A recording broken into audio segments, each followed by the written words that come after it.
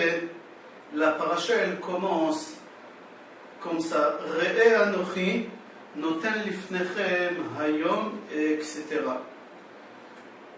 Le Or HaChaim Akadosh, il pose une question dans cette paracha, et il dit que ce passouk il n'est pas compréhensible. Pourquoi c'est marqué ici Anochi Noten Lifnechem? Le mot Anochi, moi, il est en plus, où on pouvait écrire autrement que moi. Pourquoi mon cher Rabbeinu, il dit au Béné Israël, moi, je vous donne un conseil de choisir entre le bien ou le mal. Pourquoi mon cher Rabbeinu, il utilise le mot moi? En réalité, on voit que mon cher Rabbeinu, il est en train de conseiller quelque chose à Béné Israël. Et pour conseiller à quelqu'un quelque chose, il faut connaître bien le problème de tous les côtés pour pouvoir conseiller. Si par exemple, moi je conseille à quelqu'un de quitter un endroit pour y aller à un autre endroit, pour pouvoir se conseiller, pour conseiller cette chose, il faut que je connaisse les deux endroits et où la personne se trouve, pourquoi il faut qu'il quitte cet endroit, et l'endroit où je le conseille d'y aller, il faut que je le connaisse aussi bien pour pouvoir conseiller à quelqu'un. Là, mon cher Rabbeinu, il conseille au Béné Israël de faire des mitzvot. Pourquoi? Parce qu'au monde futur, vous allez avoir un salaire extraordinaire. C'est-à-dire, si mon cher Rabbeinu il nous conseille que dans ce monde-ci où on se trouve, ne pas faire certaines choses, car dans le monde futur, ça sera beaucoup mieux. C'est-à-dire que mon cher Rabbeinu, il connaît ce monde-ci, il connaît aussi le monde futur. Et où on voit que mon cher Rabbeinu, il connaît bien ce monde-ci et le monde futur. Il faut savoir que mon cher Rabbeinu, il leur dit, Re'e Anochi, regardez, moi. C'est-à-dire quoi? Moi, j'ai goûté les deux endroits. Et ce monde-ci, j'ai goûté, et je sais qu'est-ce qui se passe, et j'ai goûté aussi le monde futur. C'est marqué dans Gemara, Shabbat, page Tzadik B, que mon cher Rabbeinu, il a goûté dans ce monde-ci parce qu'il était très très riche. Et aussi, j'ai goûté le monde futur. Pourquoi? Parce que je suis monté dans les ciels, et j'ai resté là-bas 40 jours et 40 nuits, et j'ai vu aussi là-bas qu'est-ce qui se passe. Maintenant que je connais les deux endroits, je vous conseille de choisir le monde futur et pas ce monde-ci. Est-ce que le Béné Israël, ils ont écouté mon cher Rabbeinu? Non, parce que le Béné Israël, ils lui ont dit, est-ce que tu sais c'est quoi l'argent? Tu viens, tu nous conseilles de ne pas profiter de ce monde-ci, de ne pas s'investir trop dans le travail pour gagner d'argent, pour avoir une certaine qualité de vie. Est-ce que tu sais c'est quoi l'argent avant de parler? Et en plus, toi, mon cher Rabbeinu, tu nous dis de recevoir la Torah. Est-ce que toi, tu sais qu'est-ce qu'il y a dans le monde futur pour qu'on puisse avoir cette idée comme toi d'accepter la Torah? Mon cher Rabbeinu, il leur dit oui. Regardez qui c'est cette personne qui vous parle, c'est moi. Et moi, la personne qui vous parle, j'étais très très riche. D'où mon cher Rabbeinu, il était riche. Akadosh Baruch Hu dit à mon cher Rabbeinu, Pesol lecha, qu'Akadosh Baruch Hu il dit à mon cher Rabbeinu de tailler des pierres pour faire les tables de la loi. Et en hébreu, le mot Pesol, c'est aussi Pesolet, les restes. Akadosh Baruch Hu dit à mon cher Rabbeinu, les restes, au moment que tu as taillé les pierres, tu récupères pour toi. Et ces pierres-là, ils coûtaient très très cher. Et mon cher Rabbeinu, il a gardé ça, et il est devenu pas un des hommes les plus riches au monde, c'était l'homme le plus riche au monde. Alors mon cher Rabbeinu dit à Béné Israël, moi j'ai goûté dans ce monde-ci la richesse, je sais c'est quoi. Et pas seulement ça, j'ai été roi dans ce monde-ci. Quand j'étais petit, jusqu'à un certain âge élevé, j'ai grandi chez Paro. J'ai été chez lui à la maison. J'ai grandi sur ses genoux. J'ai goûté dans ce monde-ci beaucoup de choses. Alors je sais qu'est-ce qu'il y a dans ce monde-ci, je sais c'est quoi l'argent. Et par rapport à ce que vous demandez, est-ce que je connais le monde futur? Oui, je peux vous raconter en détail ce qui se passe dans le monde futur. Car je suis monté dans le ciel pour ramener la Torah et j'ai resté là-bas 40 jours et 40 nuits et j'ai resté avec Malaché Asharet, avec les anges, j'ai resté pendant ces jours. Pour cela, moi je vous dis, choisir entre les plaisirs dans ce monde-ci et les plaisirs du monde futur, je vous conseille de choisir le monde futur et pas ce monde-ci. Et sinon, chas v'shalom, si vous n'allez pas écouter mon conseil, vous allez avoir toutes les malédictions qui vont arriver sur vous, chas v'shalom. Il faut savoir que c'est très très important ce que Moshe Rabbeinu il leur a dit. Moshe Rabbeinu il leur a dit, sachez que dans ce monde-ci, chaque chose qui se trouve dans ce monde bas, il y a dedans deux choses, la malédiction et la bénédiction. Dans ce monde-ci, j'ai fait descendre dans le monde d'en haut, j'ai fait descendre dans ce monde-ci la Torah. Sachez que dans la Torah qui se trouve dans ce monde-ci, il y a deux choses. Il y a la malédiction et la bénédiction. Maintenant, c'est à vous de choisir. Ou vous faites la Torah, vous étudiez la Torah et vous vous conduisez comme la Torah dit, parce que Torah lachon hora'a, Torah ça veut dire enseignement, comme la Torah elle vous enseigne et vous allez avoir la bénédiction.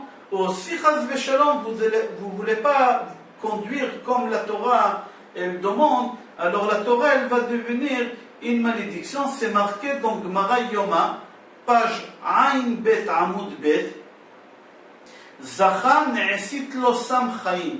Si tu as mérité d'étudier la Torah, alors ça sera la vie.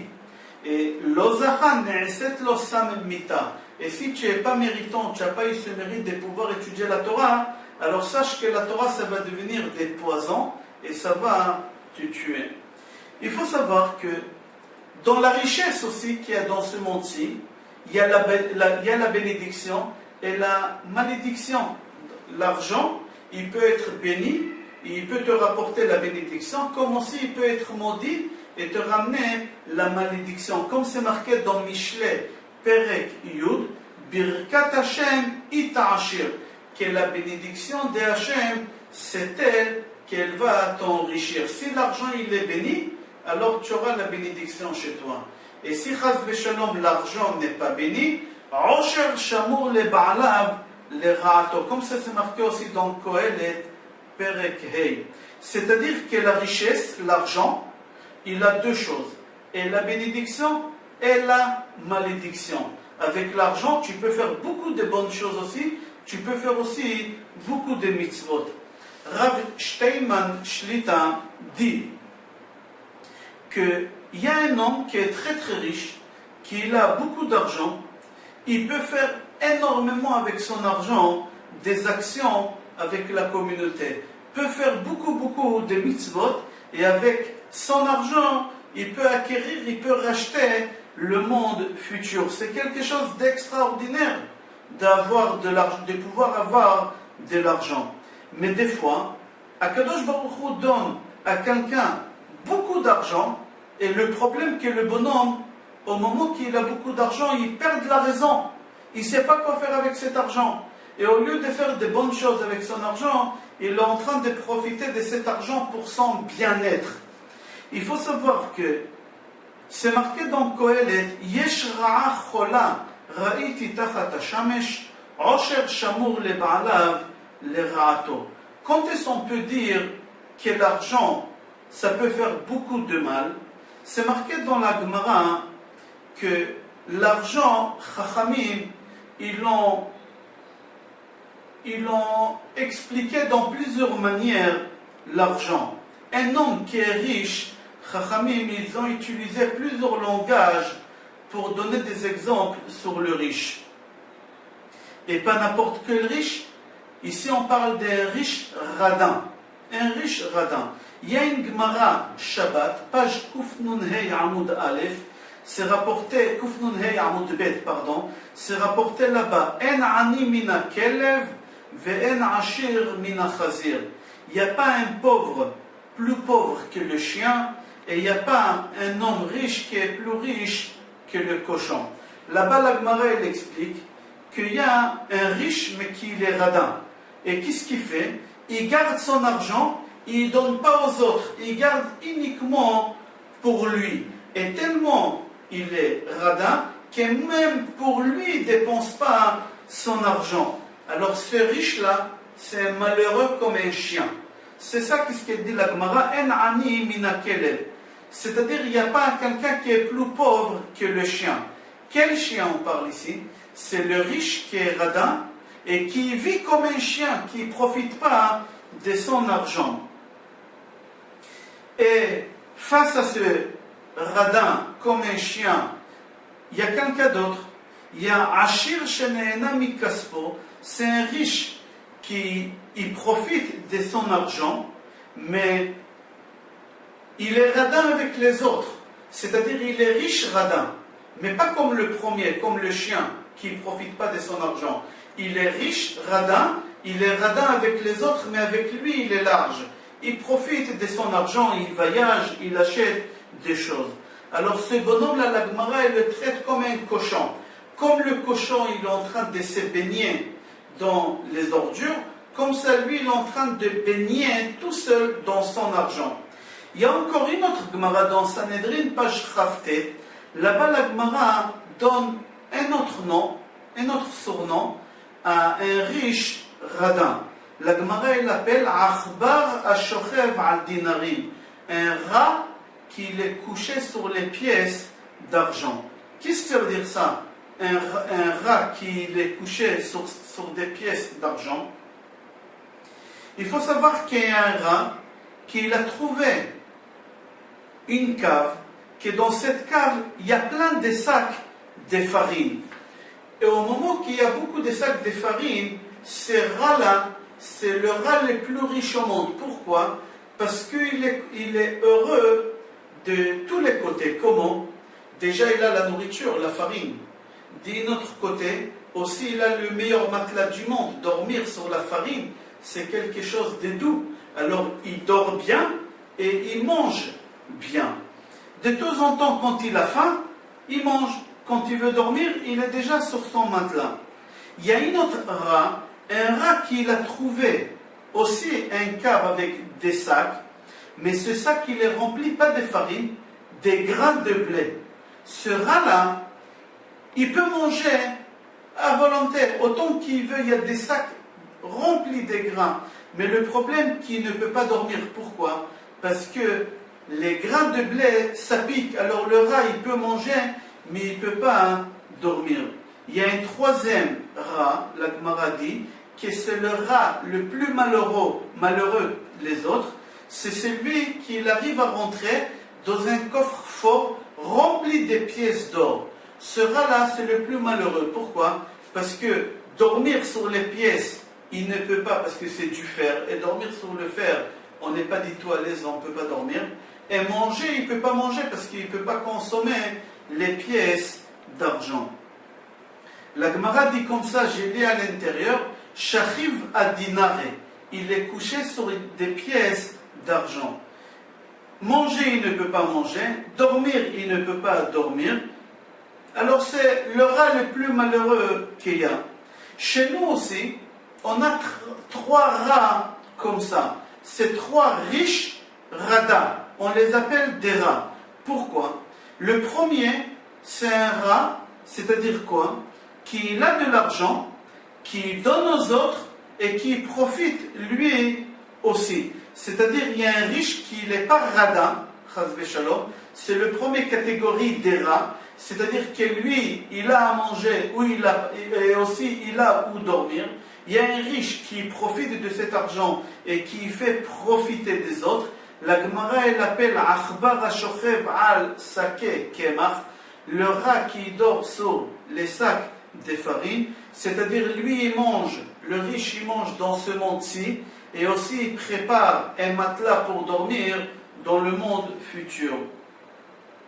Il y a une deuxième catégorie de riches, c'est Achbar Ashochev al Sake Tevoa. C'est un rat qui est couché sur des sacs, des grains de blé. C'est-à-dire que dans ce monde-ci, ce riche, il mange autant qu'il veut, il profite de ce monde, mais il ne donne à personne. C'est-à-dire que dans le monde futur, il ne prépare pas un matelas pour pouvoir dormir. Il prépare uniquement dans ce monde-ci. Le troisième riche, c'est le riche le plus malheureux que tous les autres riches. C'est qui Akhbar Ashochev al Saket Dinarim. C'est le rat qui est couché sur les sacs des pièces d'or, qui ne donne pas aux autres et que lui non plus il profite. Lui, il ne prépare pas un matelas pour le monde futur, il ne donne pas aux autres pour préparer un matelas, alors il ne peut pas dormir sur les pièces d'or. Et lui non plus, il n'a pas quoi manger parce qu'il ne peut pas manger les pièces. C'est des pièces, on ne peut pas les consommer. Alors c'est le rat le pire, c'est le riche radin on le considère comme un rat. C'est-à-dire ni il profite, ni il fait profiter les autres. Sur cela, c'est marqué dans Kohelet, Osher Hashamur le Baalav le Ra'ato. C'est-à-dire c'est la richesse maudite. C'est-à-dire quoi la richesse maudite? Que lui, il ne profite pas, il n'a aucun plaisir, il ne fait pas profiter aux autres, alors il n'aura pas le monde futur, il ne fait pas acquérir le monde futur avec son argent. Pour cela, chaque homme doit savoir qu'il faut qu'il profite dans ce monde-ci. Et aussi, il faut qu'il sache qu'il doit acheter la vie éternelle et le monde futur avec son argent. Akadosh Baruch Hu, il nous ordonne d'aider aux pauvres et de leur donner avec une largesse extraordinaire. Et Akadosh Baruch Hu dit dans notre paracha, si tu donnes aux pauvres, grâce à ça que tu donnes aux pauvres, toi tu seras béni dans ce monde-ci et dans le monde futur. Comment c'est marqué dans notre paracha? Naton titenlo velo yera levavecha betetralo ki biglal hadavar hazeh yevarechecha Adonai. C'est dans la paracha de cette semaine, Perek Tetvav, Pasuk Yud. J'ai traduit, Naton titenlo, donne-lui avec largesse et n'y sois pas radin. Pourquoi? Parce que si tu donnes aux pauvres, grâce à cette action que tu fais, Akadosh Baruch Hu, il va te bénir. Il va te donner l'abondance. D'ici, on apprend que quoi? Qu'Akadosh Baruch Hu aime le pauvre. Et Akadosh Baruch Hu s'inquiète pour le pauvre, pour qu'il aura son besoin. Et Akadosh Baruch Hu, il essaye de faire en sorte que par nous, le pauvre, il aura une certaine qualité de vie. Et Akadosh Baruch Hu, celui qu'Akadosh Baruch Hu, il aime, Akadosh Baruch Hu, il lui donne. Alors si toi, tu donnes, et en même temps tu rends service à Akadosh Baruch Hu, que tu donnes, sache que le plus grand gagnant de cette histoire, c'est ni Dieu, ni le pauvre, mais c'est toi. On se pose la question, si Akadosh Baruch Hu, il aime tellement les pauvres, pourquoi Akadosh Baruch Hu, il leur donne cette épreuve d'être pauvre? Pourquoi Akadosh Baruch Hu ne leur donne pas directement lui-même? Pourquoi Akadosh Baruch Hu fait en sorte que eux, les pauvres, ils doivent avoir honte qu'ils viennent demander aux riches? Ça les rabaisse. Pourquoi ils doivent dépendre des autres? Akadosh Baruch Hu, pourquoi il fait cette chose d'être, si on peut dire, l'intermédiaire entre le riche et le pauvre? Il faut savoir que cette question, déjà, il l'a posée Tornoropos César à Rabbi Akiva. Il faut savoir que Tornoropos César, c'est lui qui a tué Rabbi Akiva avec un peine de fer. Il a arraché la peau de Rabbi Akiva. Avant de le tuer, il lui a posé quelques questions. Il a dit à Rabbi Akiva, Im Elokechem oev aniim, madoua eno mefarnesam. Si Akadosh Baruch Hu aime tellement les pauvres, pourquoi c'est pas lui qui leur donne directement? Alors Rabbi Akiva il lui a répondu, Kedel atzil otanu medina shel Gehinam.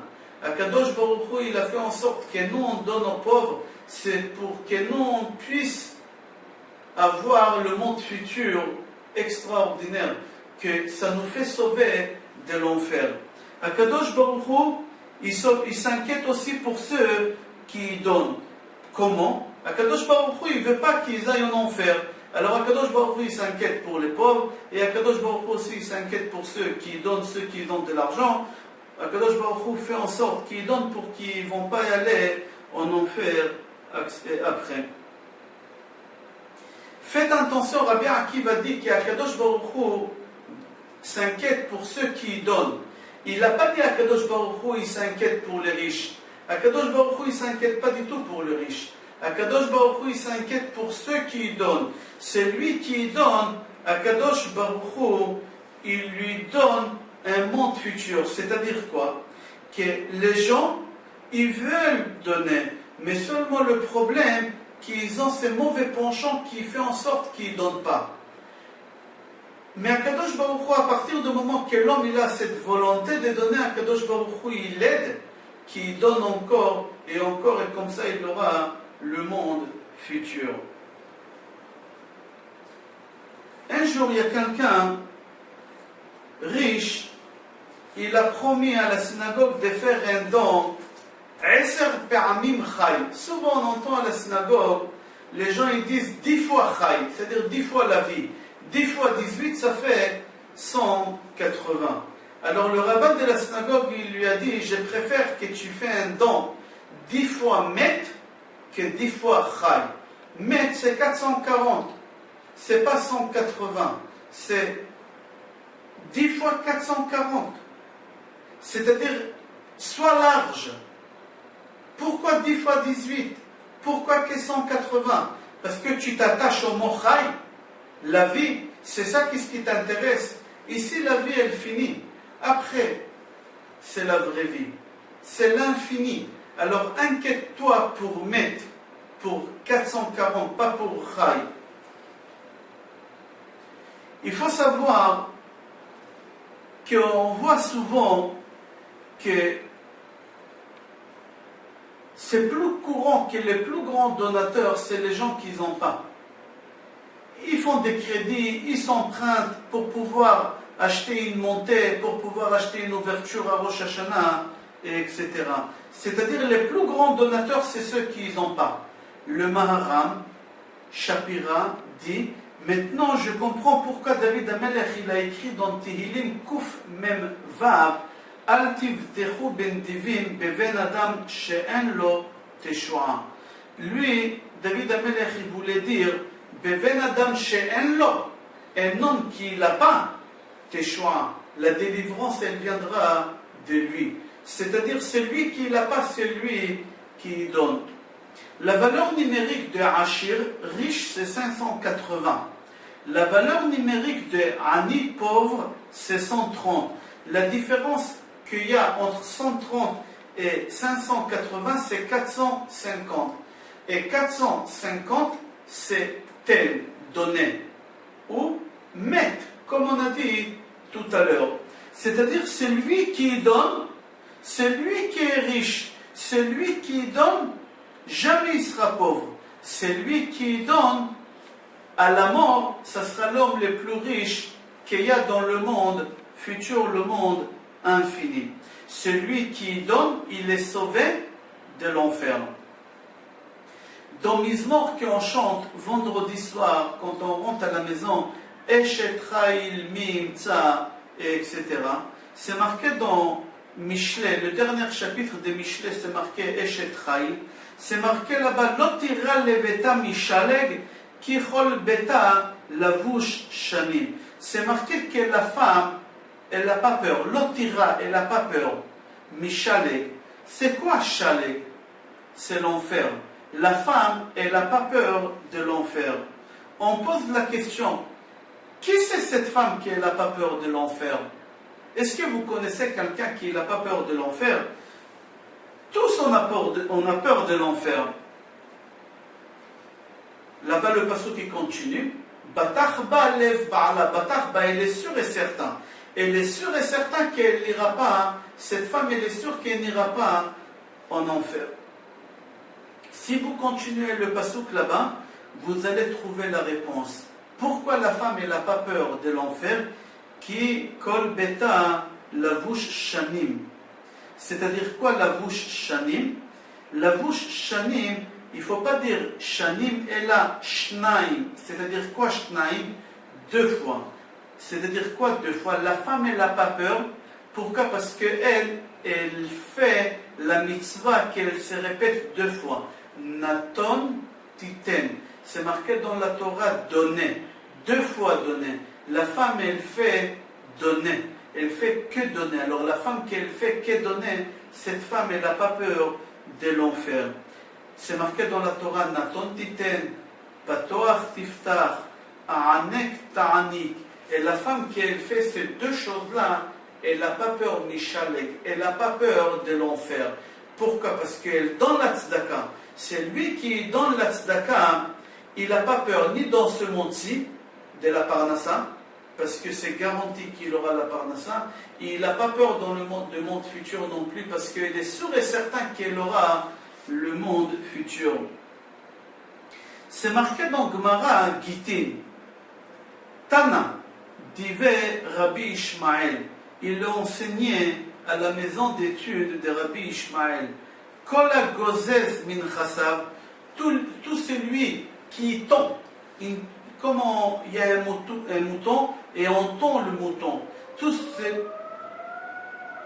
celui qui tond le mouton, c'est-à-dire, tout celui qui tond son argent et donne la tzedaka, alors c'est sûr et certain qu'il n'ira pas à l'enfer et il ne rentrera pas dans le fleuve de l'enfer. Comme ça, c'est marqué dans Gitin, page Zain Amoud Aleph. Il faut comprendre ce qu'il veut dire Rabbi Ishmael. Il faut savoir qu'il y a l'enfer. Et il y a des gens qui ne vont pas à l'enfer, ils vont au paradis, mais avant de rentrer au paradis, ils doivent passer par Nahar Dinor. C'est quoi Nahar Dinor? C'est un fleuve du feu. Alors c'est lui qui est léger, il court vite et il sort. Il brûle un peu, mais c'est lui qui est lourd. Alors il passe, mais il ne peut pas courir parce qu'il est trop lourd, alors il se brûle à l'intérieur. Pourquoi Rabbi Ishmael il a utilisé le mot tondre de son argent? Pourquoi il a utilisé le mot tondre comme pour un mouton? Rabbi Ishmael il a dit qu'il y a 2 sortes de moutons qui doivent traverser un fleuve d'eau. Il y a un mouton qu'on l'a tondu avant de traverser, alors lui il traverse très vite, mais il y a un qu'on ne l'a pas tondu, qui a plein encore des cheveux dans son corps, des poils. Alors au moment qu'il passe, il se noie. Pourquoi? Parce que l'eau, elle est absorbée, il devient lourd et il n'arrive pas à sortir. Alors il se noie. Alors Rabbi Ishmael dit, c'est lui qui tond, comme le mouton qu'on l'a tondu. Alors lui, il va passer très vite dans le Nahar Dinor et il ne va pas brûler. Mais c'est lui qui n'a pas tondu de son argent pour donner à la tzedaka, il va tomber dans le Nahar Dinor, dans le fleuve du feu.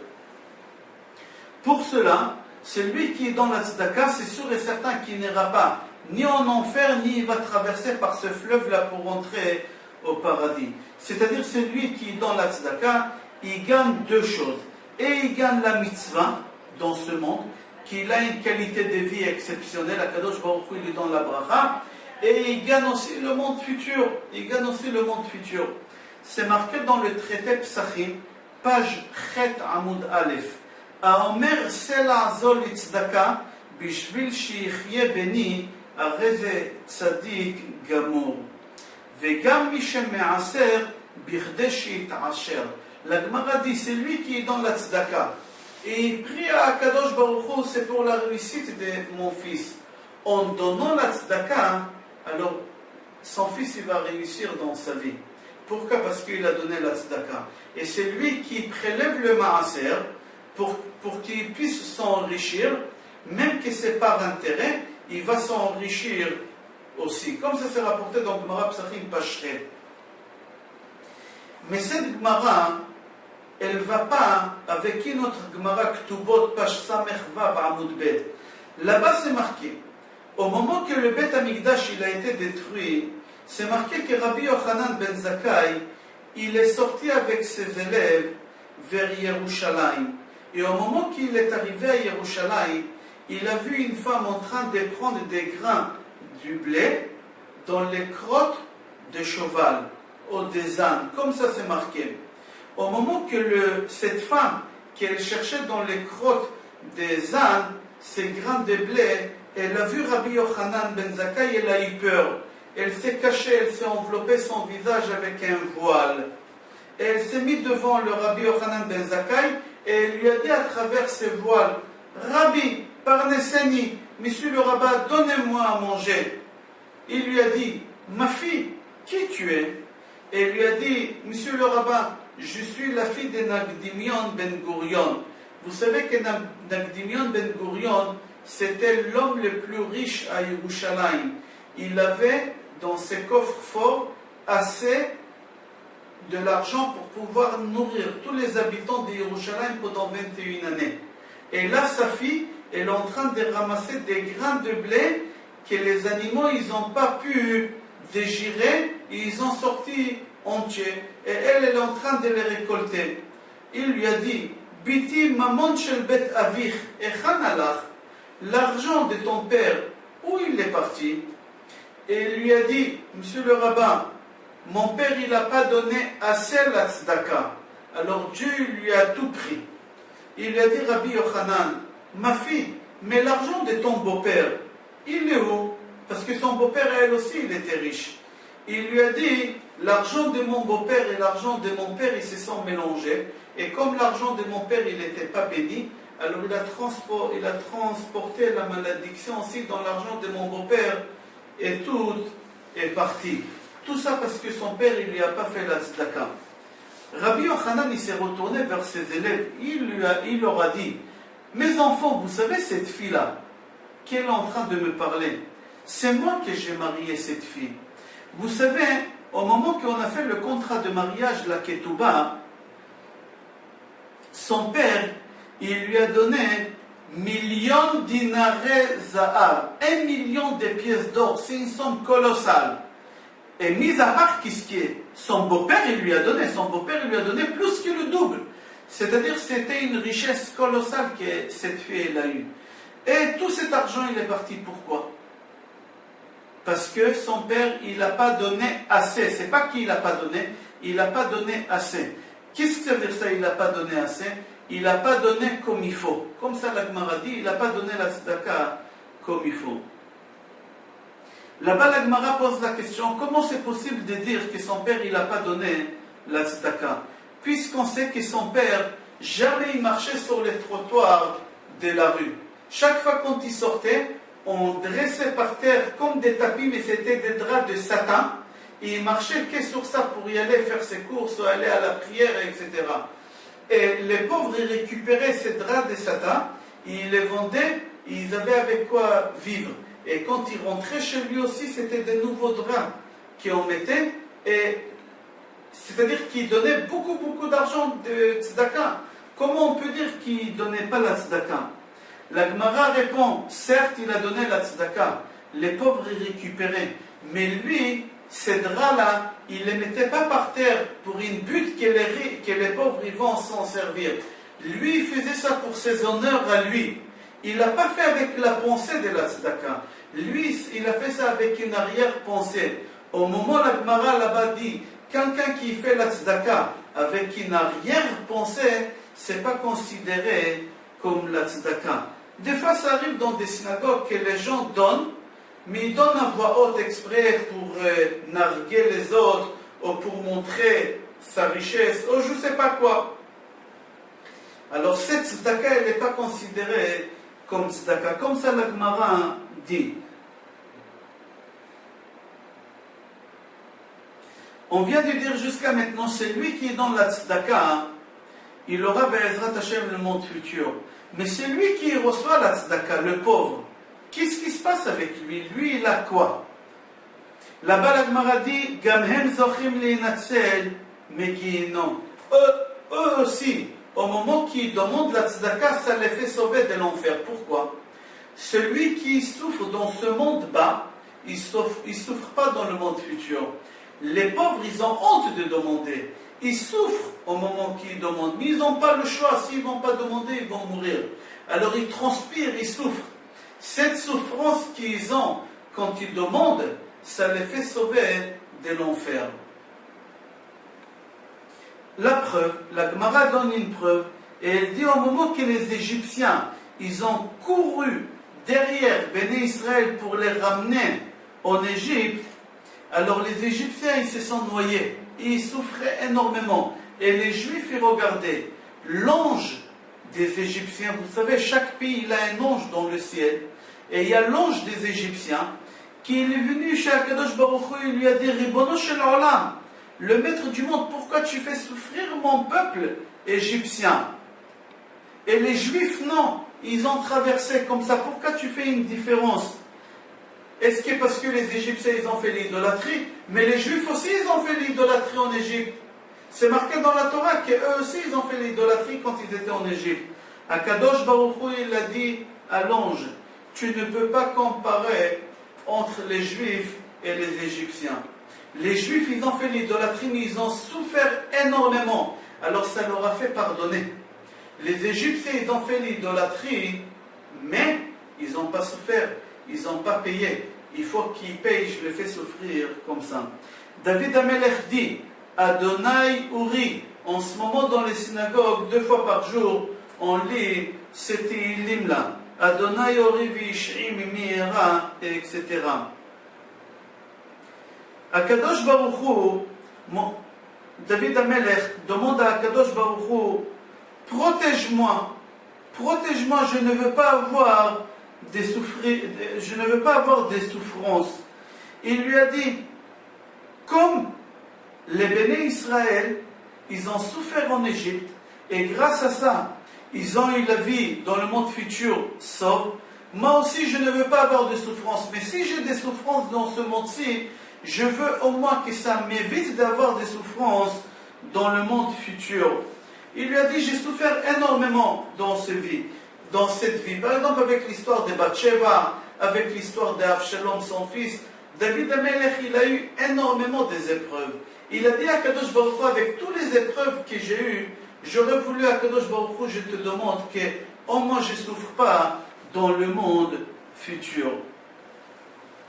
D'ici on voit que c'est lui qui a des souffrances dans ce monde-ci, c'est lui qui a des épreuves dans ce monde-ci, il est sauvé dans le monde futur. On va revenir aux autres questions qu'Apostropos, il a demandé, Tronoros, il a demandé à Rabbi Akiva. Il a dit à Rabbi Akiva, si Akadosh Baruch Hu, il a créé les pauvres, c'est-à-dire qu'Akadosh Baruch Hu, il veut qu'ils restent pauvres, pourquoi vous allez donner de l'argent aux pauvres et vous les faites sortir de leur situation? Akadosh Baruch Hu peut-être ne veut pas. Peut-être Akadosh Baruch Hu veut que le pauvre reste pauvre. Il lui a donné une parabole. Il lui a dit, c'est comme un roi que son esclave, il a fait une faute. Et le roi, il a dit que cet esclave, il doit rester 30 jours en prison, sans manger et sans boire. Et qu'est-ce qui se passe? En cachette, il y a quelqu'un qui va donner à ce prisonnier à manger et à boire. Le roi, quand il va entendre ça, il va se fâcher. Vous faites exactement la même chose. Rabbi Akiva lui a dit, moi aussi je vais te donner une parabole, comme toi tu m'as donné une parabole, mais moi je vais donner une parabole un peu plus juste que ta parabole à toi. Il lui a dit un exemple que le fils du roi, il a fait une erreur. Et le roi, il a dit que son fils, il doit rentrer 30 jours en prison. Toi, tu m'as parlé de l'esclave du roi. Moi, je te parle du fils du roi qui a fait une erreur. Et le roi, il a dit que son fils, il doit rentrer en prison pendant 30 jours, sans manger et sans boire. Et il y a quelqu'un qui est venu pendant ces 30 jours et qui a donné à manger et à boire au fils du roi. Quand le roi, il va entendre ça, est-ce que le roi, il va se fâcher? Pas du tout. Le roi, il va dire, merci beaucoup, tu as sauvé mon fils. Tu as sauvé mon fils, il a failli se déshydrater. Il a failli mourir de faim. Et il lui a dit, c'est exactement la même chose. Akadosh Baruch Hu, au moment qu'il entend qu'on donne à manger et à boire aux pauvres, Akadosh Baruch Hu, il est content. Akadosh Baruch Hu, il nous dit merci. Comme c'est marqué dans Dvarim Perek Yudalet, nous on est les enfants de Akadosh Baruch Hu. C'est marqué là-bas, Banim atem la Hashem Elokechem. Et puisque nous on est les enfants de Akadosh Baruch Hu, et Akadosh Baruch Hu, il nous aime, et Akadosh Baruch Hu, il ne veut pas qu'on souffre, alors Akadosh Baruch Hu, il va remercier celui qui donne la tzedaka à un pauvre. La vision d'un goy, et pas n'importe quel goy, un rachat comme celui-là qui l'a tué Rabbi Akiva avec une souffrance, qu'on ne peut même pas expliquer ici. Sa vision à lui, c'est que le monde, il doit se conduire naturellement, sans l'intervention de l'être humain, de l'homme. C'est lui qui doit mourir, qui meurt. C'est lui qui est malade, qui reste malade. Le pauvre, il doit rester pauvre. Le riche, il doit rester riche. Et c'est une erreur. La preuve, un jour, Rabbi Akiva, il a demandé à Rabbi Akiva, qu'est-ce qui est mieux? Les actions de l'homme ou les actions de Dieu? Rabbi Akiva lui a dit, c'est évident que les actions de l'homme, ils sont beaucoup mieux que les actions de Dieu. Alors, le gars, il a demandé à Rabbi Akiva, si les actions de l'homme, ils sont plus importantes que les actions de Dieu, est-ce que tu peux créer le ciel? Rabbi Akiva, il lui a dit, écoute, demande-moi des choses, si je peux faire, que vraiment je peux faire, parce que je suis un être humain, je ne peux pas faire des ciels. Demande-moi s'il y a des choses que je peux les faire, et je te répondrai, mais des choses qu'un homme, il peut les faire. Il lui a dit la preuve, Rabbi Akiva, Dieu, il a créé les grains de blé, et moi, un être humain, je prends les grains de blé, je les améliore, je les fais travailler, je fabrique la farine, de la farine, je fais des gâteaux, je fais du pain, et je fais de la nourriture. La même chose, il lui a dit, Akadosh Baruch Hu, il a créé un homme sans la Brit Mila, sans la circoncision, et nous les Juifs, on circoncis les enfants. Rabbi Akiva lui a dit, Akadosh Baruch Hu, il a fait en sorte que c'est à nous de faire la finition. Quand on fait des travaux dans la maison, si les finitions ils sont mal faites, on n'arrive pas à voir que les travaux ils étaient faits. Là, Akadosh Baruch Hu, il a créé l'homme, mais sans la finition. La plus belle chose qu'il y a, c'est la finition. Et nous, on fait la finition avec qu'est-ce que Dieu il a créé, c'est la circoncision. Pourquoi? Parce que Rabbi Akiva lui a dit, écoutez, c'est extraordinaire. Si le pain, il aurait poussé dans le jardin, les gens, ils se seraient tués. Pourquoi? Parce qu'aujourd'hui, si moi je ne tue pas mon voisin, parce que mon voisin, il est jardinier, et c'est lui qui fait pousser le blé. Et grâce au blé que lui, il fait pousser, ça me fait du travail, parce que moi, j'ai un moulin à fabriquer la farine. Et après, il y a le boulanger qui va fabriquer le pain, il ne va pas me tuer parce qu'il a besoin de moi pour la farine que je fabrique. Et l'acheteur, il ne va pas tuer le boulanger, pourquoi? Parce qu'il a besoin du pain. C'est-à-dire qu'Akadosh Baruch Hu, il a fait en sorte qu'il a besoin de l'autre, et comme ça, personne ne va tuer l'autre. Parce que si le pain, il aurait poussé, quelqu'un, il aurait tué son voisin sans réfléchir deux fois. Pourquoi? Parce qu'il aurait dit, j'ai pas besoin de lui, il me rapporte quoi ce bonhomme? Là, Kadosh Baruch Hu, il a fait en sorte qu'un, il a besoin de l'autre. Il faut savoir que dans la jungle, le code de la vie, c'est que le plus fort vit et le plus faible doit mourir.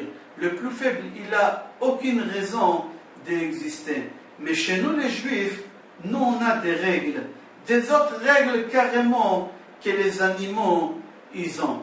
Nous, on est les enfants d'Akadosh Baruch Hu, et nous, les enfants d'Akadosh Baruch Hu, on fait sa volonté. Comment? La volonté d'Akadosh Baruch Hu, c'est qu'on sait d'entre nous. On fait des gmachim, on fait des mitzvot, on donne la tzedaka. Et grâce aux actions que nous on fait, nous aussi en même temps on profite qu'on est sauvé du monde futur, Be'ezrat Hashem, on n'ira pas en enfer. Il y a une Gemara, Menachot, page Tzadik Zain, Amoud Aleph. Là-bas, la Gemara, elle pose une question sur le pasuk qui est rapporté dans le prophète Yecheskel, Perek Mem Aleph pasuk Chavbe. Là-bas, c'est marqué Ve'amizveach, etc. Et là-bas, le pasuk finit en disant Zera Shulchan Asher Lifnei Hashem. Au début, il commence avec Mizbeach, l'autel, et à la fin, il finit avec la table. Pourquoi tu commences avec l'autel et tu finis avec la table? Finis aussi avec l'autel. Pourquoi tu as transformé l'autel à une table maintenant? C'est ça la question de la Gemara. La Gemara répond que ta table à la maison, tu peux la transformer en autel. Comme dans l'autel, dans le temple au Beth Amikdash, tu peux faire des sacrifices à Akadosh Baruch Hu et tu peux faire des cadeaux à Akadosh Baruch Hu. Dans ta table chez toi à la maison, tu peux faire des sacrifices à Akadosh Baruch Hu. Comment? Si la table où tu manges, tu fais participer à tes repas et à tes nourritures des Talmidei Chachamim, des pauvres, etc., là tu fais plaisir à Akadosh Baruch Hu. C'est-à-dire ta table, elle peut se transformer en autel. C'est-à-dire que la tzedaka, c'est comme un sacrifice. C'est comme ça la Gemara dit. La Gemara raconte, il y a une histoire qui s'est rapportée, qu'il y a un riche, c'est pas à l'époque des Talmud, c'est pas dans les Gemara, c'est rapporté dans des livres qui racontent des histoires sur des tzadikim, qu'il y a un riche qui avait l'habitude de donner les ma'asrot tous les mois à son rabbin, qui s'appelait un rabbin qui est connu, Rav Zusha Minapoli. Et chaque fois il donnait la tzedaka à Rav Zusha. Il avait une réussite dans ses affaires parce qu'il donnait le maaser à son rav. Un jour, il est venu donner la tzedaka à son rav, mais son rav il n'était pas là. Et il a demandé où il se trouve son rav. Alors ils lui ont dit, ton rav, il est parti chez son rav à lui qui s'appelle le Magid Mimezrij. C'est-à-dire que Rav Zusha Minapoli, lui-même il avait un rav. Son rav il s'appelait Magid Mimezrij. Et ils lui ont dit, ton rav il n'est pas là, il est parti chez son rav. Alors ce riche il a dit, au lieu que je donne à mon rav, je vais aller donner à son rav, peut-être ma réussite, elle sera beaucoup mieux. Si au moment que je donne le maaser à mon rav, j'ai une réussite extraordinaire, peut-être je vais donner au rav de mon rav, je vais réussir dans mes affaires encore plus. Et il a arrêté de donner, et il a commencé à donner le ma'asrot à Magid Mimezrij. Au moment qu'il a commencé à donner tous les mois, ses affaires diminuaient, jusqu'à qu'il s'est rendu compte qu'il est en train d'écouler. Tout de suite, il a couru chez son rav, et il lui a dit à son rav, je ne comprends pas, avant quand je t'ai donné les ma'asrot, j'avais une réussite. Dès que j'ai commencé à donner à ton rav, j'ai commencé à perdre.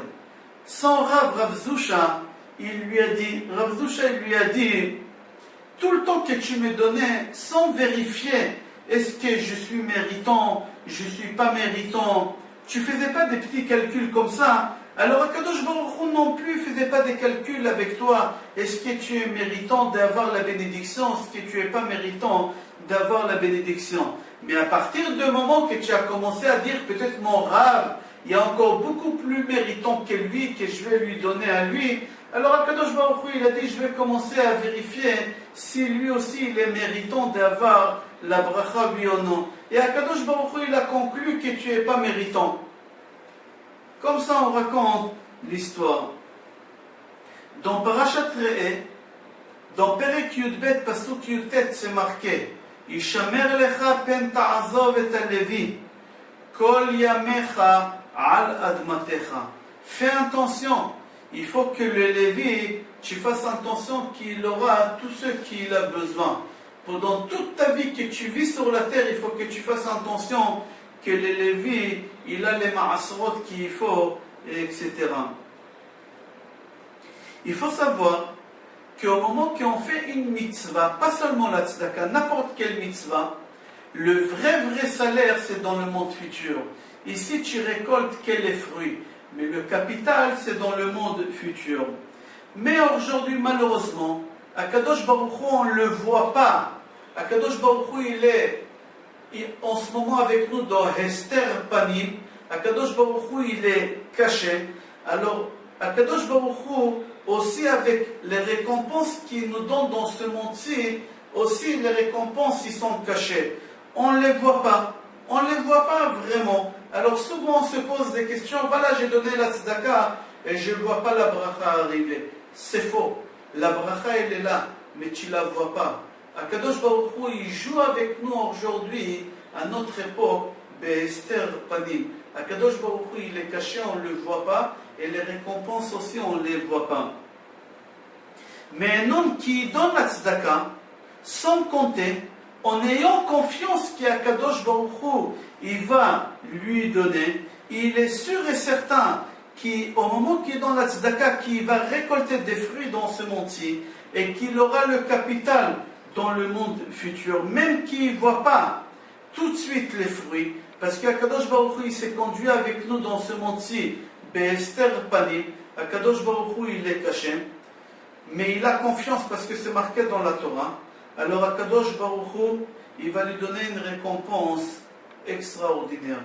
Mais s'il y a un homme qu'on l'appelle Miktane Amana, les petits croyants, c'est les petits croyants, il donne, il attend à voir la récompense. S'il y a la récompense, il continue. S'il n'y a pas de récompense, il arrête.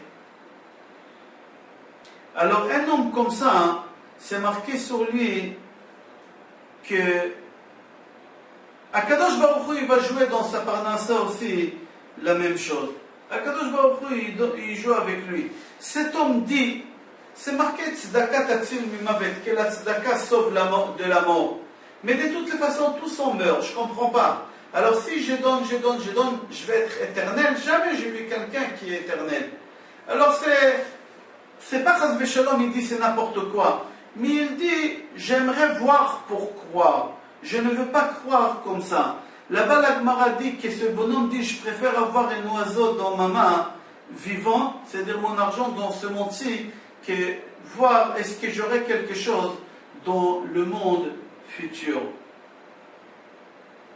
Il faut savoir que cette vision de ce bonhomme, elle est fausse. Pourquoi le bonhomme il pense comme ça? Parce qu'il n'a pas de croyance, il ne croit pas.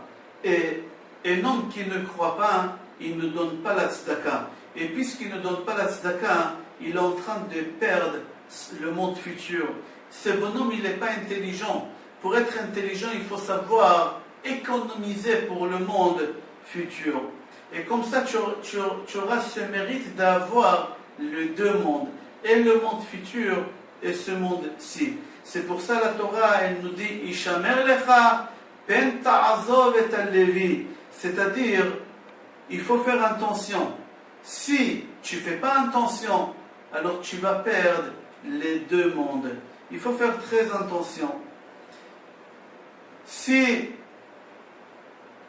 tu ne feras pas attention, Chas v'Shalom, et tu feras attention qu'est la qualité de ta vie dans ce monde-ci, et tu ne fais pas attention pour le monde futur, alors Chas v'Shalom, tu n'auras rien du tout. Même dans ce monde-ci, Akadosh Baruch Hu, il va te le prendre. Parce que si Akadosh Baruch Hu, il t'a donné dans ce monde-ci, parce que Akadosh Baruch Hu, il t'a choisi comme banquier, pour que tu puisses investir l'argent dans des endroits qui font des fruits derrière. Mais si tu n'es pas un bon banquier, Akadosh Baruch Hu, il va changer les banquiers. Il faut savoir, il y a 40 ans, 50 ans, au Maroc, on habitait tous dans une seule pièce. Et on avait de la place dans cette pièce pour tout le monde. Dans cette pièce-là, on a habité les parents, les enfants, les invités. Bon, Hachem, on avait l'abondance. Mais après, quand on a quitté ce studio, on a pris une maison, un F2, comme on dit, un appartement de 2 pièces. Déjà, on a commencé à voir qu'il n'y a pas assez de place pour tout le monde. Alors, on a arrêté de ramener les invités. Après, on a passé dans un F3. On a déménagé dans un appartement plus grand. Alors, on a vu qu'il n'y a plus de place pour les enfants. On a commencé à placer les enfants dans des pensionnats, etc. Après, on a passé dans une maison de 4 pièces. Et on a divisé ces 4 pièces, une pièce pour les filles, une pièce pour les garçons, une pièce pour les parents, et l'autre pièce, c'était le salon. Et il n'y a pas de place. Après, la maison, elle s'est agrandie. On a pris les parents et on les a placés dans la maison des retraites. Et on se trouve dans 5 pièces et on sent qu'il n'y a pas de place. Comment ça se fait? Avec un studio, on avait de la place pour tout le monde. Et aujourd'hui, avec 150, 200 mètres carrés et 5 pièces, il n'y a pas de la place pour tout le monde. C'est marqué Vaya'asu kulam aguda achat la'asot retzoncha belevav shalem. Si tu veux faire la volonté d'Akadosh Baruch Hu avec un cœur entier, tu peux. Mais seulement, il faut la'asot aguda achat, il faut réunir toute la famille, il faut réunir tous les pauvres chez toi, Et là seulement tu feras la volonté d'Akadosh Baruch Hu. C'est marqué Maaseh Avot Siman Labanim. Qu'est-ce que les parents font, les enfants feront. Il faut savoir qu'Abraham Avinu, il a quitté son pays natal. Il était obligé de quitter la maison de son père. Il est arrivé en Israël. Et au moment qu'il arrive en Israël, qu'est-ce qu'il trouve là-bas? La famine. Il n'avait pas de chance, il n'avait pas de solution. Il était obligé de quitter Israël et de partir vers l'Égypte. Vayered Mitzrayim lagur sham ki kaved ha'ra'av ba'aretz. Sur la route pour y aller en Égypte, Abraham Avinu quitte Eretz Israël, son pays natal, le pays de ses parents. Pour y aller en Égypte, il n'a pas le choix. Il va en Égypte parce qu'il y a la famine. Abraham Avinu quitte Israël sans rien. Il était pauvre. Et sur la route, pour arriver en Égypte, il fallait passer par des hôtels. Abraham Avinu, il n'a pas pris ni un hôtel d'1 étoile, ni de 2 étoiles. Il a dormi dans des endroits où c'était vraiment pas cher. Et il payait, et il n'arrivait pas à payer. Il leur disait, au retour, quand je vais retourner d'Égypte, je vais vous payer. Comment Abraham il a pu faire une chose pareille? Qui disait à Abraham Avinu qu'il va retourner d'Égypte riche? En fin de compte, Abraham Avinu, on voit qu'il retourne d'Égypte, et c'est marqué là-bas qu'il a dormi dans les mêmes endroits où il a dormi. Et en même temps, il a remboursé les dettes qu'il avait. Pourquoi la Torah, elle dit qu'Abraham Avinu, il a dormi exactement dans les mêmes endroits où il a dormi? Il faut savoir qu'Abraham Avinu, quand il a quitté Israël, il a dormi dans des auberges où c'est vraiment le moins cher parce qu'il n'avait pas d'argent. Il est parti en Égypte. Paro, il a donné à Abraham beaucoup d'argent. Kaved bakesef ou bamikne. Abraham, il est retourné en Israël très riche. Et il retourne dans les mêmes endroits où il a dormi encore dans les auberges, et il a remboursé ses dettes et il est retourné en Israël. Il faut savoir que c'est une bénédiction cette histoire. Pourquoi? Au moment que quelqu'un qui est pauvre, il est pauvre, alors il dort dans des auberges parce qu'il n'a pas le choix. Mais dès que l'homme il devient riche, comme on les appelle aujourd'hui les nouveaux riches, qu'est-ce qui fait le nouveau riche? Il ne dort pas dans la même auberge qu'il a dormi, il dort dans des hôtels de 1 étoile, 2 étoiles, 3 étoiles, voire 5 étoiles. Je ne suis plus les mêmes personnes. Et un homme qui devient riche, qu'est-ce qu'il fait? Il change sa langue, il change sa maison, il y en a qui changent le quartier, il y en a qui changent la ville. On ne les reconnaît plus, il y en a qui changent les habits. Abraham Avinu, il n'a pas changé. Abraham Avinu, il est resté Abraham Avinu. Abraham Avinu, il a dormi dans les mêmes auberges où il dormait avant. L'argent, il ne lui a pas tourné la tête. Parce qu'Abraham Avinu, l'argent, il savait que l'argent que Paro il lui a donné, ce n'était pas pour lui. Cet argent, Abraham, il aura besoin pour construire d'hôtels dans les déserts pour pouvoir recevoir là-bas tous les pauvres et les faire nourrir. C'était gratuit, ce qu'il faisait là-bas. Il faut savoir qu'il y a une bénédiction qui est marquée dans la Torah. Dans Dvarim, Perek Chafre, c'est marqué Uba'u alecha kol habrachot ha'ele v'yisigucha. Toutes ces bénédictions, ils viendront sur toi et ils vont te rattraper. Qu'est-ce que ça veut dire ça? Toutes les bénédictions, ils vont courir derrière toi et ils vont te rattraper. Qu'est-ce que ça veut dire ça, le mot rattraper? Il faut savoir que les nouveaux riches, comme on a expliqué tout à l'heure, qu'est-ce qu'ils font? Ils changent leur niveau de vie et tout de suite ils changent des maisons, ils changent des voitures. Il y en a carrément qui changent des langues. Ils ne parlent plus la langue qu'ils parlaient, ils vont apprendre l'anglais, ils vont apprendre des autres langues. C'est-à-dire, ils ont eu une bénédiction et cette bénédiction-là, elle a transformé ces gens-là. Maintenant, si nous on veut parler avec ces gens-là, c'était nos amis avant, on les trouvait dans les rues, on parlait avec eux, on les côtoyait, c'était nos amis. Mais puisqu'ils se sont enrichis, ils ont déménagé, maintenant pour savoir où ils habitent, ou savoir c'est quoi leur nouveau numéro de téléphone, il faut qu'on appelle Les renseignements, je crois que c'est le 12 en France. On doit appeler les renseignements pour demander où il habite tel, et c'est quoi son numéro de téléphone. Et au moment qu'on trouve leur adresse, on arrive chez eux, et eux, ils nous regardent par le petit trou de la porte, je crois que ça s'appelle le Judas, ils regardent là-bas, et ils ne nous reconnaissent pas. Les meilleurs amis, ils ne nous reconnaissent pas. Ils disent, qui c'est? Et on dit, moi David, moi Raphaël, je ne vois pas qui tu es, je vois mal. Ou ils parlent avec l'intercom, comme on dit, avec la sonnerie d'en bas. Et ils disent, le patron il n'est pas là, c'est la femme des ménages. C'est-à-dire la bénédiction qu'Akadosh Baruch Hu t'a donnée ici dans cette paracha, Visigoucha, c'est-à-dire quoi Visigoucha? Ils vont te rattraper. Qui va te rattraper? Tes amis, c'est une bénédiction. Tu seras riche, tu deviendras riche, mais tu ne changeras pas. Ni de quartier, ni de numéro de téléphone, ni de langue, ni rien. On pourra te rattraper très très vite. C'est une bénédiction qu'Akadosh Baruch Hu il a donnée. C'est marqué dans Gemara, Ktubot Page Samer Zain Amud Bet. Là-bas, la Gemara, elle raconte qu'un jour, il y a un bonhomme qui est venu voir Rabbi Nechemia. Il a demandé à Rabbi Nechemia, et c'était un bonhomme riche. Et ce riche-là, il avait l'habitude de manger des repas très très copieux. Il avait une certaine classe.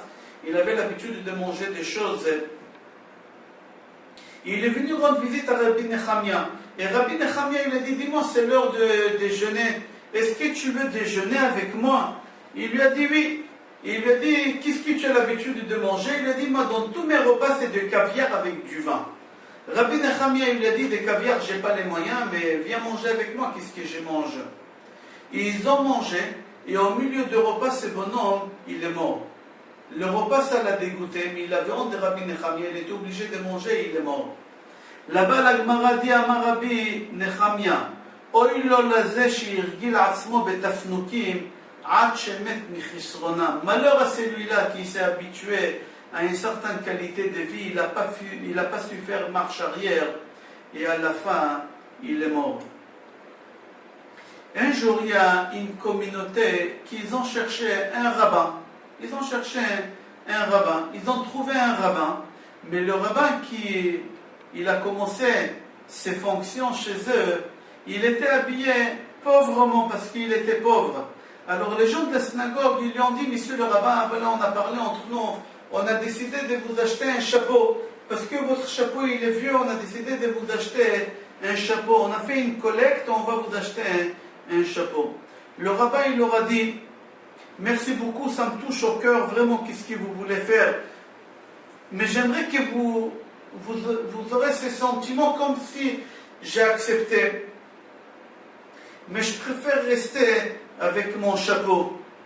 Alors les gens ils lui ont dit, monsieur le rabbin, peut-être vous ne voulez pas parce que c'est marqué sonné matanot yichye, il ne faut pas aimer les cadeaux, et si on n'aime pas le cadeau, on vit très très longtemps. C'est pas un cadeau, participe avec nous, donne-nous 1 euro, voilà, c'est pas un cadeau.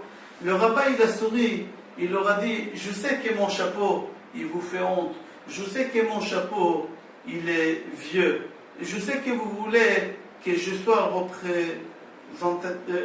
que je présente bien, mais je n'ai pas les moyens de 1 million d'euros pour acheter un chapeau.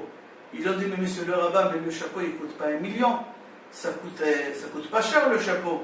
Il leur a dit non, le chapeau il coûte 1 million, je vais vous expliquer. Il leur a dit, au moment que vous allez m'acheter un chapeau neuf, quel air j'aurai avec mon costume qui est vieux? Quel air j'aurai avec mon costume qui est vieux? Alors il faudrait que je m'achète un costume, parce que ça ne va pas ensemble. Maintenant que j'ai acheté un chapeau neuf, un costume neuf, qu'est-ce que les gens vont voir de mon pantalon? Ils sauront bas quoi? Des chaussures toutes tordues, tout blanc, ils ont perdu leur couleur. Alors il faudra acheter des chaussures. D'accord, chapeau, costume, chaussures. Mais il y a un problème. Ma femme à côté de moi, regardez comment elle est habillée. Il faudra lui acheter aussi des habits. C'est encore d'argent. C'est vrai, on n'est pas arrivé à 1 million, mais attendez, on va arriver à 1 million. Comment vous allez voir ma femme et moi habillés comme ça, comme des rois? Venez voir la maison que j'ai. Il faudra tout refaire dans ma maison. D'accord, vous allez refaire ma maison, mais il faudra refaire le carrelage. D'accord, vous ne voulez pas faire le carrelage, vous allez mettre des tapis par terre, personne n'y verra. Mais venez voir ma cuisine. Ma cuisine, on ne peut plus la refaire, elle est tellement pourrie qu'il faudra tout détruire la maison et reconstruire une nouvelle maison. Mais venez voir les travaux qu'il y a à la maison, que tout l'argent que vous allez investir dedans, ça ne vaut pas le coup. Déjà, il est préférable de m'acheter une maison. Et une maison que vous allez m'acheter avec tous les meubles, ça passera les 1 million d'euros. Vous voyez que mon chapeau, il va vous coûter 1 million d'euros. Ils ont souri, ils ont compris, ils ont parti. Il faut savoir qu'on doit se contrôler. On doit se contrôler et savoir c'est quoi notre niveau de vie qu'on peut vivre avec et ne pas faire des folies. C'est ça ce qui veut dire Viavo alecha kol brachot visigucha. Les brachot, ils vont te rattraper. Il y a des gens, des fois, les nouveaux riches qui gagnent de l'argent et qui perdent la raison. Je donne un exemple, c'est une vraie histoire. Dans un village, dans un quartier juif, dans un village là-bas, il y a un quartier juif, que dans ce quartier là-bas, il y a un pauvre qui jouait de temps en temps à la loterie. Il s'appelait Zegler. Et ce Zegler-là, tout le monde il s'est moqué de lui, personne ne le respectait. Un jour, il a gagné la loterie et le messager il est arrivé chez le rabbin de ce village à 1h du matin pour lui annoncer que Zegler il a gagné la grande somme de 500 000 roubles. C'était une grande somme. Le rabbin il a dit, il est 2h du matin, est-ce que je le réveille? À la fin, le rabbin il a dit, je vais le réveiller, parce que ça va lui faire tellement plaisir qu'au contraire, il ne va pas se fâcher. Et le rabbin, il lui toque, Zeglach, réveille-toi. Et Zeglach, il se réveille, et il ouvre un peu la porte, et il dit au rabbin, monsieur le rabbin, qu'est-ce qui vous arrive? Tout va bien à 2h du matin. Et le rabbin, il lui dit, sois heureux, tu es millionnaire, tu es devenu millionnaire. Et Zeglach, il lui dit, mais je ne comprends pas, monsieur le rabbin, si vous savez que je suis millionnaire, comment vous vous autorisez à me réveiller à 2h du matin? Qui vous a donné cette autorisation? Il a fermé la porte. Voici un exemple d'un riche qui a perdu la raison. Lui, il n'a pas eu la bracha des Veisigucha qui vont te rattraper. Il a perdu. Yaakov Avino, il bénit son fils Asher. Il bénit Asher en lui disant, mais Asher shemena lachmo ve'u yiten ma'adane melech. Qu'est-ce que ça veut dire ça, cette bracha? Ve'asher shemena lachmo ve'u yiten ma'adane melech. C'est marqué dans le Talmud d'Yerushalmi, donc Gemara Psachim à la fin du 5e chapitre, qu'un jour, Rabbi Akiva et tous les Chachamim, ils ont vu que la situation de la yeshiva elle est catastrophique. Ils ont décidé de partir et ramasser l'argent pour la yeshiva. Et ils ont dit on va faire des porte à porte et on va demander l'aumône, on va faire l'aumône.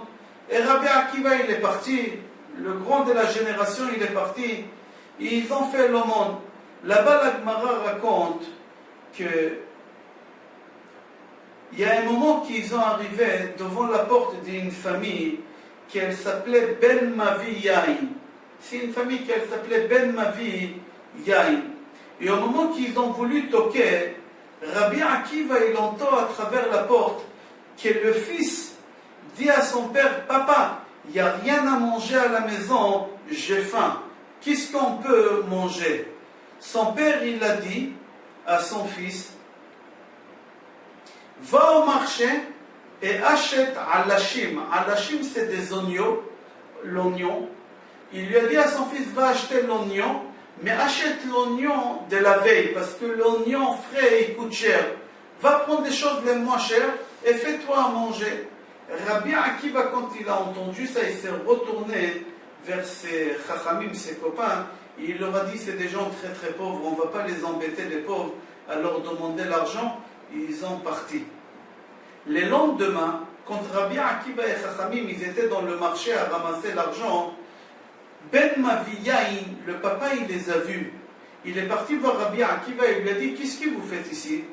Rabbi Akiva, il n'a pas voulu lui mettre mal à l'aise, mais il lui a dit, on est venu récolter un peu d'argent. Il n'a pas voulu lui faire mal, le mettre mal à l'aise, il n'a pas voulu lui dire que la situation de la yeshiva elle est catastrophique.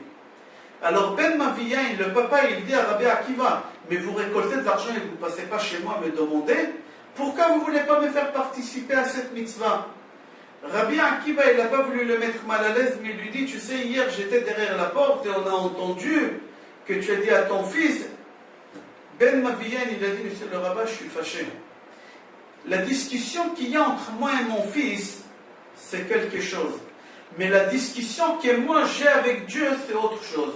Alors s'il te plaît, monsieur le rabbin, je te demande tout de suite, moi je n'ai pas le temps maintenant d'aller à la maison, j'ai une mitzvah à faire. Va chez ma femme à la maison et dis-lui qu'elle remplit les kelis avec des pièces d'or et qu'elle te le donne. Rabbi Akiva lui a dit d'accord. Et au moment qu'il s'est retourné, Chachamim ils lui ont dit, on va voir sa femme. Rabbi Akiva lui aura dit non. Il n'a pas quoi manger, il est fou, il va nous donner un seau rempli avec des pièces d'or. Comment c'est possible? Quelqu'un qui n'a rien à manger, sa femme elle va. Non, on n'y va pas. Chachamim ils lui ont dit, viens, on va voir peut-être. Ils sont partis chez la femme. Ils ont dit à la femme, votre mari il a dit que vous allez nous donner un keli rempli avec des pièces d'or. La femme elle leur a dit, est-ce que mon mari il vous a dit que j'ai rasé, rempli jusqu'en et je rase, ou je laisse un peu bomber? Il y a une différence, c'est beaucoup d'argent. Il y a une grosse différence. Rabbi Akiva, il était très étonné que la femme elle pose la question, c'est-à-dire qu'il y a quelque chose de vrai. Rabbi Akiva, il lui a dit, votre mari il n'a rien dit, ni rasé, ni bombé, rien. La femme elle lui a dit, vous savez quoi, je vais vous donner bombé, et si mon mari il a pensé raser, je lui dirais qu'il me déduit de ma ketouba. Et elle lui a donné, ils sont partis. Le soir, quand le mari est rentré à la maison, il a demandé à sa femme est-ce que Chachamim ils ont passé. Et elle lui a dit oui, mais tu ne leur as pas dit est-ce que c'est bombé, rasé ou rasé. Alors le mari il a dit à sa femme tu as fait quoi?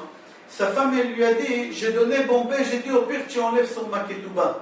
Le mari lui a dit non, c'est ça qu'est-ce que j'ai pensé. Sur ta ketouba je vais la doubler 10 fois. Parce que toi aussi, tu es aussi large que moi. La bracha qui Yaakov bénit son fils Asher, mais Asher Shemena Lachmo V'uiten Ma'adane Melech. C'est quoi cette bénédiction? Asher, son père il dit à Asher, Shemena Lachmo. C'est-à-dire quoi Shemena Lachmo? Tu te satisfais avec du pain de la veille. Aval, mais au moment que tu donnes avec beaucoup de largesse, tu donnes beaucoup. Pour toi, tu te satisfais avec peu, mais tu donnes avec un bon œil. C'est une bracha qui Yaakov il a béni Asher. On raconte sur Rabbi Yitzhak de Barditchov que dans sa ville, il y a un riche radin, il venait de mourir. Et Chevra Kadisha ne veulent pas l'enterrer. Pourquoi? Parce qu'ils disent jamais il a donné de l'argent. Et nous maintenant si on l'enterre, nous on veut que ses enfants payent 10 fois le prix de la place. Alors Rabbi Yitzhak Barditchov, quand il a entendu ça, il leur a dit, première chose, je vous ordonne de l'enterrer gratuit, vous ne prenez pas un centime. Deuxième chose, je veux que vous me dites à quelle heure l'enterrement, je veux participer à son enterrement. Chevra Kadisha, ils étaient très étonnés. Mais les gens de la ville, quand ils ont entendu que Rabbi Yitzhak Barditchov il va venir à l'enterrement, tous ils sont venus. Ils ont dit certainement c'est quelqu'un d'important, c'est riche radin. Ils sont venus à l'enterrement. Et en plein milieu de l'enterrement, Rabbi Yitzhak Barditchov il a pris la parole, il a commencé à faire des léances funèbres. Et il leur a dit, j'ai eu 3 tribunaux rabbiniques avec ce bonhomme-là. 3 fois, ils l'ont attaqué au tribunal rabbinique. Et il a raconté les 3 fois. Mais moi ici, je vais vous raconter une seule chose, et une seule fois. Un jour, il y a un bonhomme qu'il fallait qu'il voyage loin pour travailler pendant 1 an. Sa femme, elle ne l'a pas laissé. Elle lui a dit, tu ne me laisses pas pendant 1 an. Le mari, il a dit à sa femme, ne t'inquiète pas, je pars pour 1 an. Et j'ai vu avec ce riche, celui qui vient de mourir, j'ai vu avec lui va chez lui tous les premiers du mois, je vais avec lui, il va te donner 1000 euros. La femme, elle a crié à son mari, il a dit va-t'en. Et le mari, il a voyagé. À la fin du mois, cette femme, elle va voir ce riche radin, qu'il est mort, qu'il est là, et il lui dit, mon mari, il m'a dit qu'il y a un accord, etc. Et tu me donnes. Le riche, il n'a rien dit. Il ne lui a pas dit que son mari, il a menti. Il lui a donné 1000 euros tous les mois, jusqu'à ce que son mari, il est revenu. Quand son mari, il a entendu que le riche, il donnait, tout de suite, il a couru chez lui pour le rembourser. Le riche lui a dit, moi je ne te connais pas, moi je n'ai pas d'accord avec toi. Ta femme elle est venue me voir, j'ai donné à ta femme, j'ai fait une mitzvah, on s'arrête là. Le mari il n'a pas voulu, il a voulu le rembourser, il l'a ramené au tribunal chez moi. Voici le riche radin que vous croyez qu'il était radin. Il faisait beaucoup de mitzvot de tzedaka, de seter. Tout ça, c'était pour pouvoir acquérir le monde futur. Au moment qu'on fait la mitzvah, on acquit des parts dans ce monde-ci et on acquit aussi des parts dans le monde futur, dans le monde infini. C'est ça ce qu'on voit dans Parashat Re'eh. Il faut savoir qu'il y a un seul mot en hébreu qui se lit de droite à gauche et de gauche à droite, en singulier et en pluriel. C'est marqué Nathan. Nathan, Nun. Nun, Taf. Et Nun, c'est Nathan. Nathan, ça se lit de droite et aussi de gauche. Et en pluriel aussi, c'est la même chose. Venatenu. C'est quoi Venatenu? C'est en pluriel donner. Quand tu donnes, Akadosh Baruch Hu aussi, il te donne, que ce soit en singulier ou en pluriel. Tu donnes peu parce que tu n'as pas les moyens. Tu donnes beaucoup parce que tu as le moyen. Akadosh Baruch Hu, il va te rembourser. Aussi, si vous prenez le mot Te'aser, Taf, Ain, Shin, Resh, vous le marquez. J'ai pas de stylo ici, dommage, je ne trouve pas le stylo. Si vous marquez Te'aser, et en bas vous marquez Mazalcha, vous allez avoir que la valeur numérique de Taf, c'est même des 10% qu'on donne, les 10% de Taf, c'est même, c'est 40, 440. Je vais chercher un stylo, je vais faire quand même. J'ai un crayon, pas un stylo. Je vais faire sur la feuille, ça sera plus compréhensible. Ici, c'est marqué Te'aser. Si vous prenez 10% de chaque valeur numérique des lettres, le Taf, c'est 400. Le Ain, c'est 70. Le Shin, c'est 300. Le Resh, c'est 200. Si vous prenez le 10% qu'on doit donner de Taf, Ain 10% c'est 40, c'est la lettre Mem. Le Ain, le 10% de Ain de 70 c'est 7, c'est Zain. Les 300 c'est Shin, 10% c'est 30, c'est Lamed. Et le Resh c'est 200, c'est 20, c'est Chaf. C'est-à-dire si tu fais le Maaser, tu ouvres la porte de ta chance. Au moment qu'on donne la tzedaka, au moment qu'on donne le maaser, il y a le mazal qui vient et la bracha. Je profite que j'ai le stylo dans la main. Je marque aussi Nathan. Nathan, ça se fait de droite à gauche et de gauche à droite, que ce soit en singulier ou que ce soit en pluriel. En pluriel, c'est Venatenu et Venatenu. À partir du moment que la personne donne, Akadosh Baruch Hu, il lui rembourse. Il lui donne beaucoup plus par rapport à ce qu'il a donné. Je vous souhaite, Be'ezrat Hashem, que vous allez être parmi ceux qui donnent et qui ne reçoivent pas, et que vous allez être les meilleurs banquiers de Akadosh Baruch Hu. Bracha ve'atzlacha, besorot tovot et kol tov.